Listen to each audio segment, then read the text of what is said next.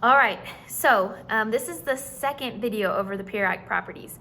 So if you haven't watched the first one, which is talking about the down and across reasons, you really need to go watch that because it's not going to make sense if you don't. If you already watched it, then this is a little bit repetitive for the first part because I'm repeating myself.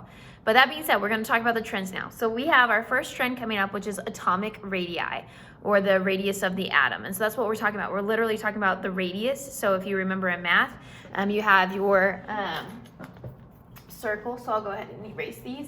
So you have your circle, and then you have your radius, and then you also have your circumference, and you have all of the other mathy terms. So circumference would be all the way around. You have your radius. And so we're talking about the radius of an atom. And so we're talking about how big or small that atom is.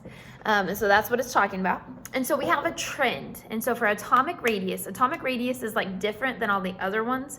And so hopefully you'll see a pattern that atomic radius, if you can remember atomic radius, everything else is opposite of it. But atomic radius, as you go down a group, it's increasing. So as I go down, it's increasing. As I go across, it's decreasing. Okay? And so that's your trend right there.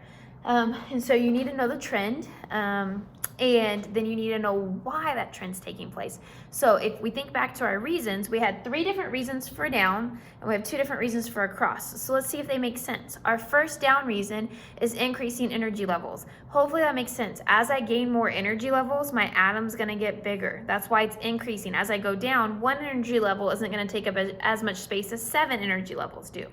So that's our first reason why atomic radius increases as we go down. Our second reason is shielding. So let's think about this. Those electrons on the outside are being blocked from the one thing they like on the inside. They're really not going to want to be super close if they're being shielded. They're like, well, I can't see it anyway, so I'm going to spread out. And then we have electron-electron repulsion, so they don't want to be around each other, right? And so the more electrons there are, the more they're going to spread out. Hydrogen only has 1 electron. If we go down to francium has, my periodic tables put up, I think it's 80 something electrons. And so that's a huge difference. And those 80 electrons don't want to be around each other. So they're going to spread out.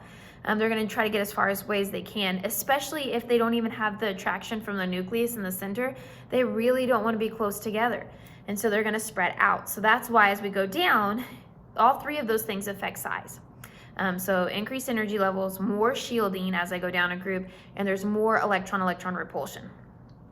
Okay, as we go across, remember, only one of our across reasons actually affects size, and that would be increased nuclear charge. As we're going across, we're actually decreasing, which kids struggle with at first, but let's think about it this way. You have 1 proton pulling on an electron. 1 proton's kind of attractive, and then you have 10 protons pulling on electrons.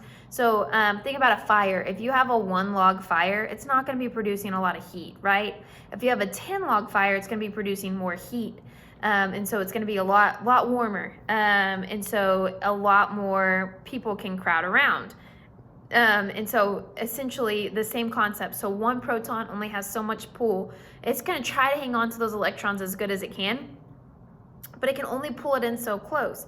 If you add another proton, it can pull even stronger, and so it can pull them in even closer. If you add another proton, then even more closely, so they can slowly pull them in. So this change as we go across is very, very minor, but it still happens. So as we go across, it's decreasing because that protons are pulling them in tighter. They're pulling their electrons a little bit closer to them.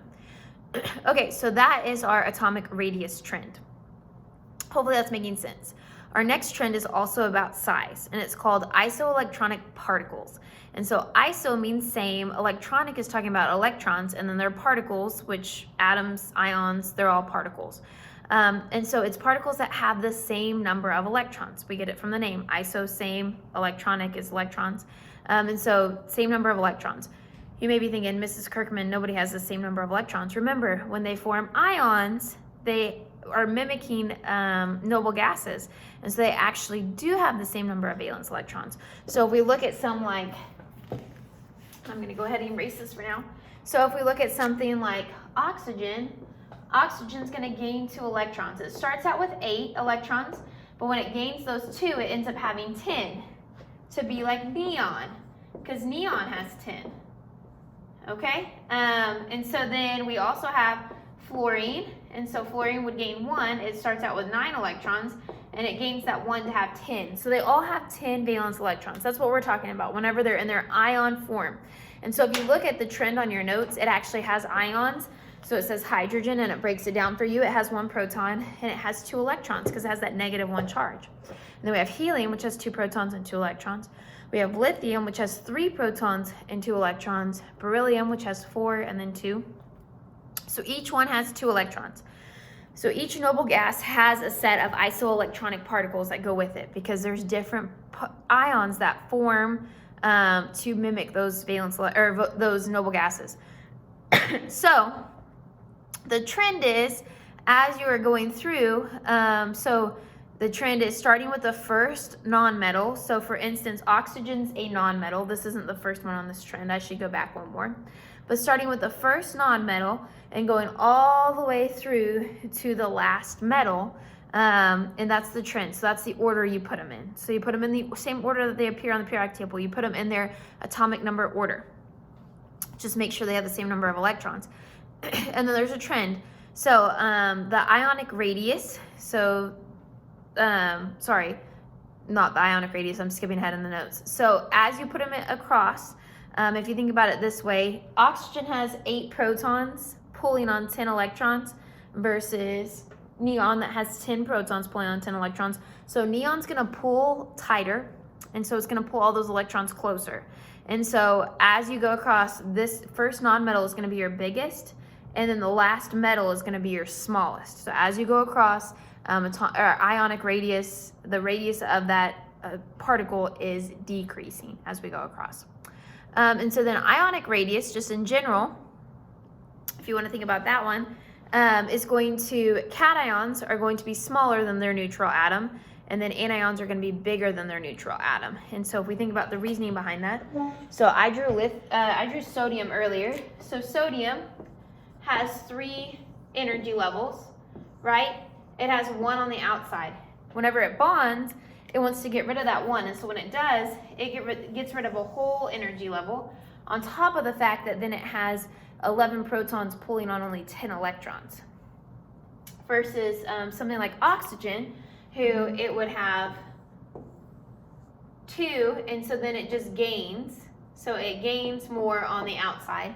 And so it's going to be a slightly bigger because now it has 8 protons pulling on 10 electrons. And so I can explain that one better in class, but at least we can kind of get a little breakdown. So I'm going to end this video and hopefully talk about the rest of the trend.